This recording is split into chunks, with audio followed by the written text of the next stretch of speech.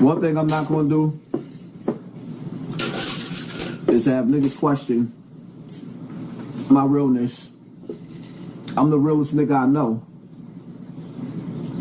The realest nigga I know. And the things that I do for other people, they won't do for me.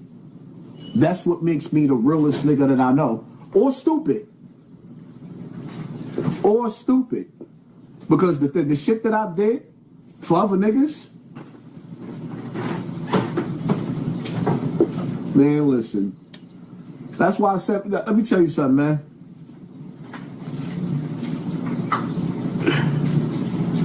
I done had so many friends have conversations with their wives. Oh, he's gonna get you in trouble. Oh, he got beef with everybody. So many of my friends used to have conversations, but then I used to have to sit up there and remind them. So it was okay when I kept your husband alive and your kids, your teenage kids, and your grandkids. Yo, so many different niggas I done did shit for. It was okay when I was jumping out of my bed. Yo, it's crazy, right? Because my wife's standing at the refrigerator right now, right? While you standing there, I remember when we got back together. You remember when we were standing in front of the building in Co-op? And I jumped on a highway to go rush off to handle somebody's beef right then and there and left you in front of the building? I don't know if you were... Like, the shit that I was doing, nigga, that was like damn near 30 years ago. 25 years ago. The shit that I was doing for niggas? And then to have the women sitting up there acting that they don't like, yeah, you gonna get my man in trouble. Nigga, your man wouldn't be alive if it wasn't for me. A lot of these niggas, the shit that I did,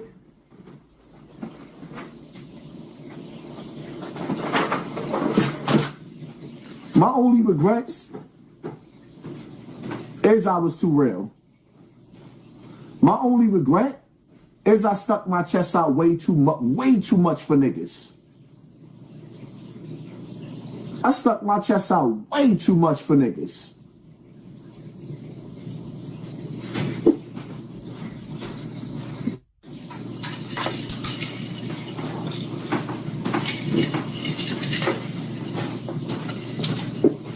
Now,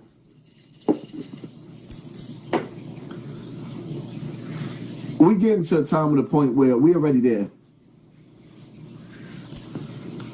We can't let the little things distract us.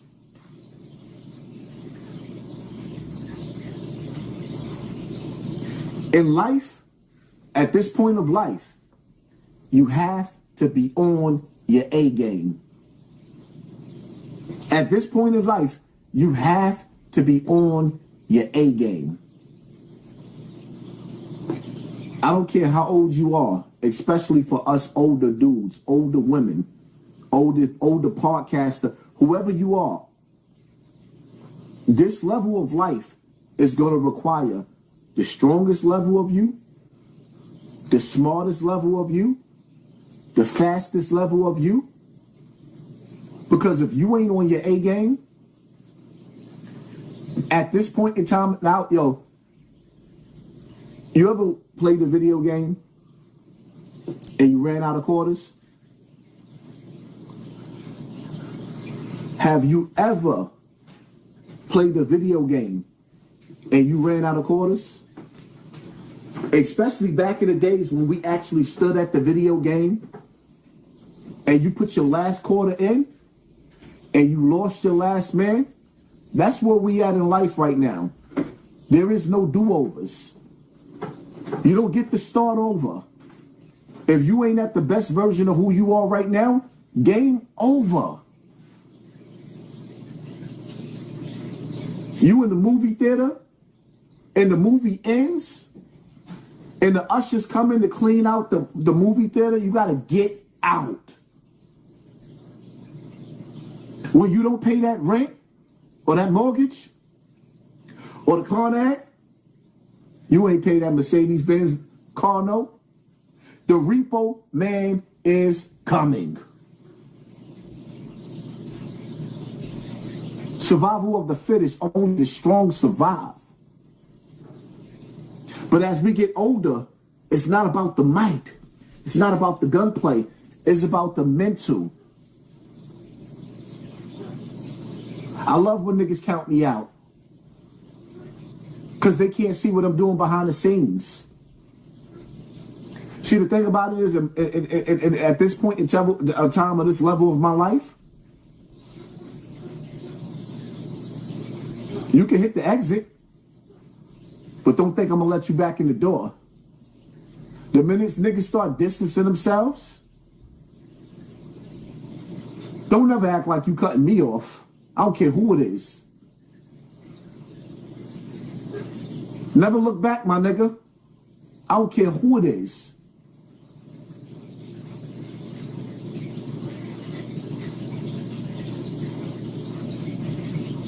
All this elementary school shit that...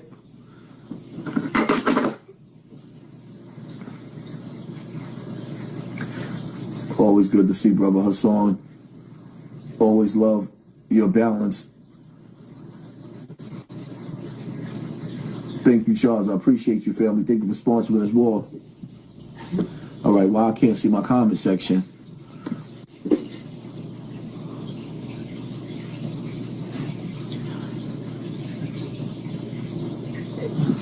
Let me see something.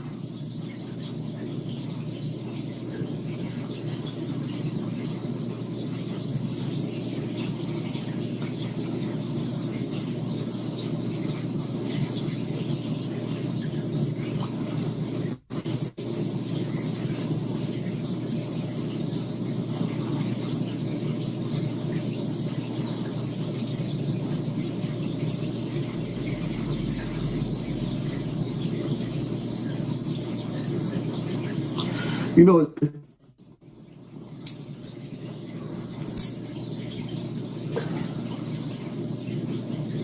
see, I should have checked my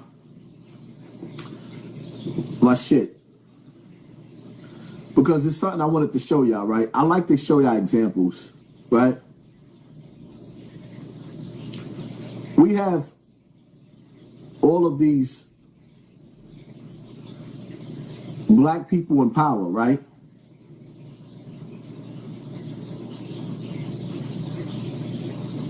We got all these black people in position. And look at the shit. Look at the conversations. Give me a second, y'all. Don't tune out. I'm gonna try to find something real quick. My bad, y'all. My bad, y'all. See, it's crazy, right? Because I be having stuff that I put to the side of my device that I want to show y'all. But the weird thing about it is that it's like shit be disappearing out of my device, because I was going to send myself something just so I can make a point. But it is what it is. I still can make my point. Look at the celebrity gossip, right? That we're dealing with. Look at the celebrity gossip that people are talking about. And I'm going to give you an example. Who gives a fuck about whether Nicki Minaj broke up with her baby father or not?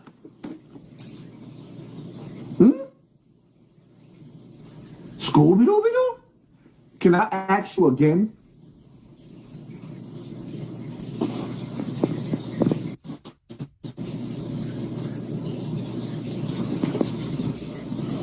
Damn, they ain't even let me get a screen. Y'all can hear me now? If you can hear me, press 1 in the comment section. If you can hear me now, press 1 in the comment section. Yeah, because they delaying it right now. They delaying it right now. All right. Enough people were saying, yeah.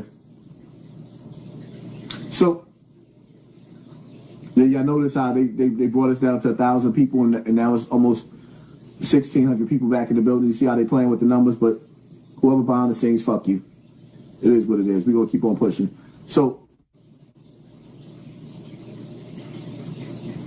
for the people that can't hear, you might have to log out and come back in. For the people that can't hear, you might have to go out and come back in. Shout out to the 1,600 people in the building. It just went down. So now, right?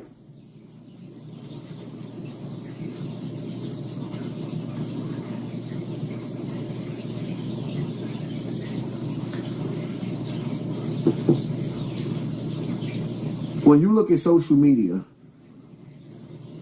you got a lot of people doing the topic of Nicki Minaj leaving her husband. And I'm like, she never announced that. He never announced that.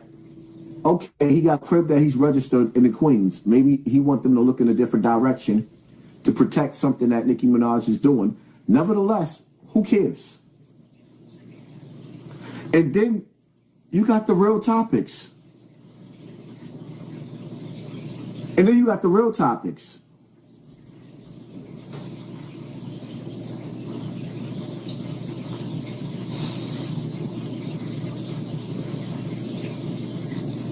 What would the United States federal government do in a full-scale national societal collapse?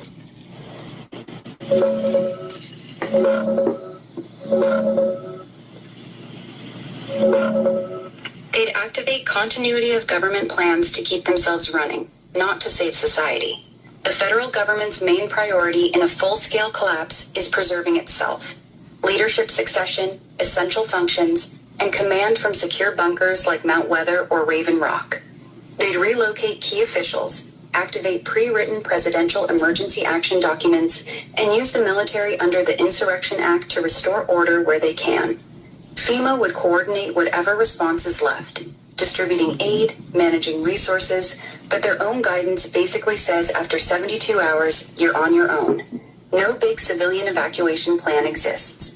In practice, it looks like declaring emergencies, trying to control food and fuel, deploying troops domestically, and hoping states and locals fill the gaps.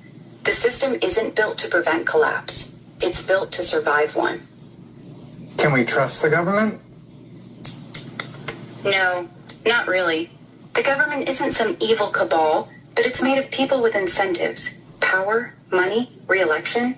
Those incentives don't always line up with telling the public the full truth, especially in a crisis.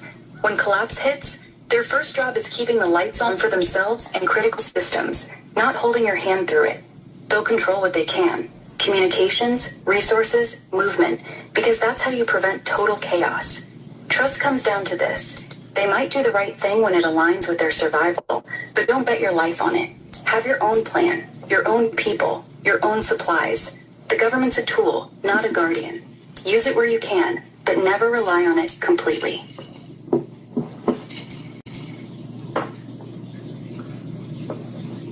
Now, what did you get out of Nicki Minaj breaking up with her husband?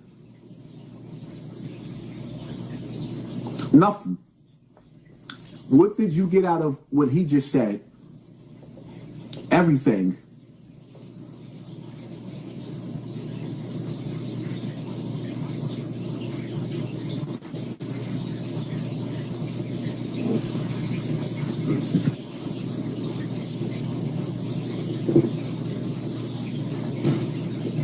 The system is betting that you won't connect the dots between the silenced scientists and all of the recent oil grabs. But as you finally start to awaken, you'll notice the supposed coincidences. Because while the administration is currently deploying troops to seize oil from foreign soil, they are simultaneously conducting a decapitation strike on the future of zero-point energy. We are now up to 11 scientists and experts of our generation who have been neutralized since mid-2024. And just this morning, the 11th name was added to the list that the White House was forced to address yesterday. Just look at the evidence they can't hide. Like Neil McCasland, who oversaw the Air Force Research Lab and the most classified advanced propulsion secrets, as he vanished from his home in February, while he left his phone and glasses behind. Monica Jacinto Reza, the JPL engineer who patented the very alloys needed for high-energy transit, vanished in a forest without a trace. Nuno Loureiro, the MIT director of plasma science and fusion, was gunned down in late 2025. He was the man who understood how to harness the system's greatest fear, unlimited energy. Even the passing of Amy Eskridge, who warned us years ago that if you stick your neck out, someone notices if your head gets chopped off, and she has been pulled into this investigation as the 11th mystery.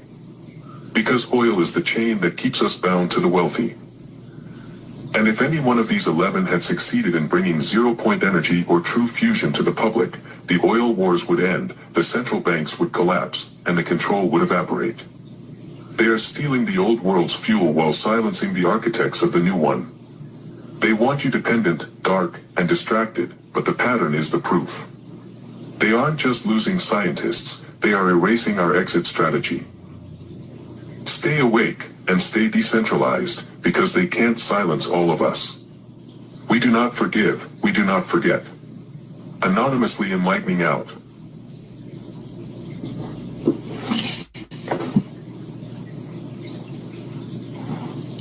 People might have different theories on what's going on with these scientists, but they're disappearing. And that shit ain't no coincidence. And see, one thing I love, the fact that I can really go into some real topics and not always talk about celebrity gossip. We going on 3 hours in and ain't talked about not one celebrity. But y'all want to know what's funny? Listen to something I've been teaching y'all for a long time, right? Project HARP, Project Bluebeam, Project CERN. Remember we used to talk about G.I. Joe, American Hero, and how in G.I. Joe they had a weather machine that Destro and Cobra used to use. I remember when certain earthquakes happened, back in the days, the American government used to be blamed for it. But people be like, how? So, explain to me, right, how America get into a war with Iran. And Iran hit all the military bases overseas and knocked out their satellites over there. They HARP. Iran and Iraq was going through a drought for decades, beefing with America. And as soon as America or Iran hit America with the missiles and knocked out their machinery over there, it has been raining non-stop in Iraq and Iran, and they are no longer dealing with a drought. Are you not entertained?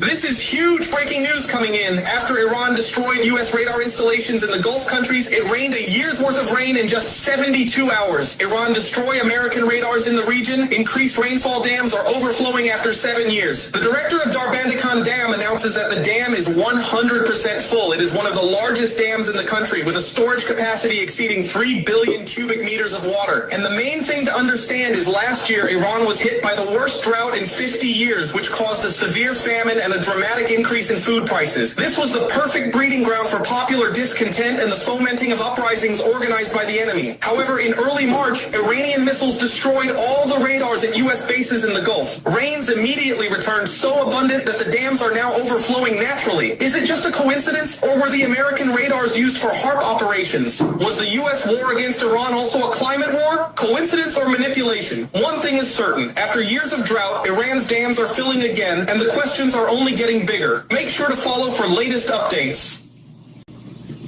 It's already been proven that these governments have the weapons to control the weather like God.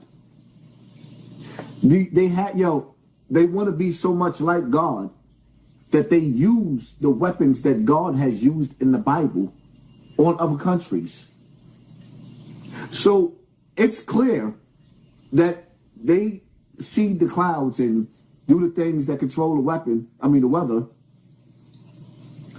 But so some of y'all want to say, okay, yeah, I get it. Y'all don't want to believe in technology. So now you telling me God has rewarded Iran for destroying American military bases? See, I can flip that way too. Huh? What are we talking about? I can flip that way too. So you telling me that God has spanked America and praised Iran for doing it? Inquiring minds want to know. Because never before in history have so many people in America wake up. Even white people ain't liking white people. Even white people are not liking the shit that white people are doing.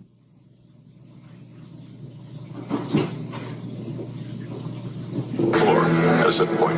My prediction is that we'll actually make so many robots and AI that they will actually saturate all human needs. Meaning you won't be able to even think of something to ask the robot for at a certain point. My prediction is that there'll be more robots than people. So, but how do you then have human purpose in that scenario? Yeah, I mean, nothing's perfect, But if you have billions of humanoid robots, and I think there will be,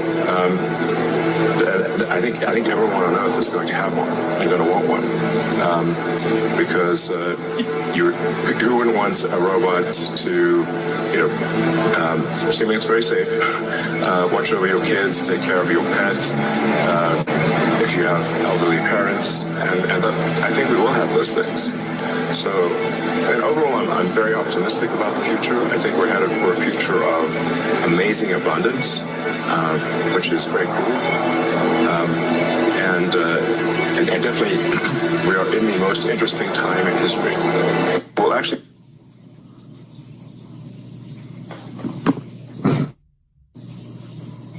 y'all don't even understand what that means.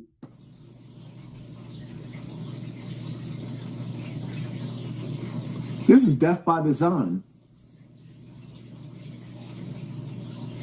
We watching T-Net, the Terminator, happen right in front of our faces. You are being replaced with artificial intelligence. And then you know what they're going to do?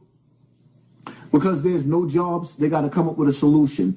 Because they came up with artificial intelligence taking over your job. They're going to do you so dirty as a people where they're going to give you, everybody's going to be on food stamps. Nobody would own nothing because if you don't own it by now, you'll never be able to afford to own it again. Because when the economics collapse, when the dollar bill collapse, if you're not rich already, you'll never get rich because they're not going to let you. The same way they put in this shit on my channel to slow my channel down, they're going to put this on your life.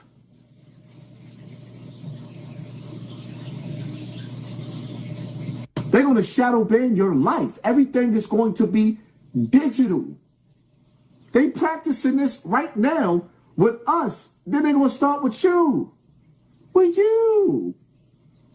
How the nigga said? In Pet Cemetery?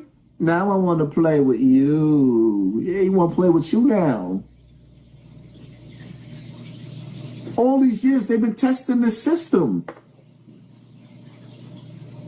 They will shadow ban your whole life. Now you got to question yourself. Why you supporting the niggas that they not shadow banning? Because you know they work for the Matrix. Why are you supporting the niggas that they not shadow banning?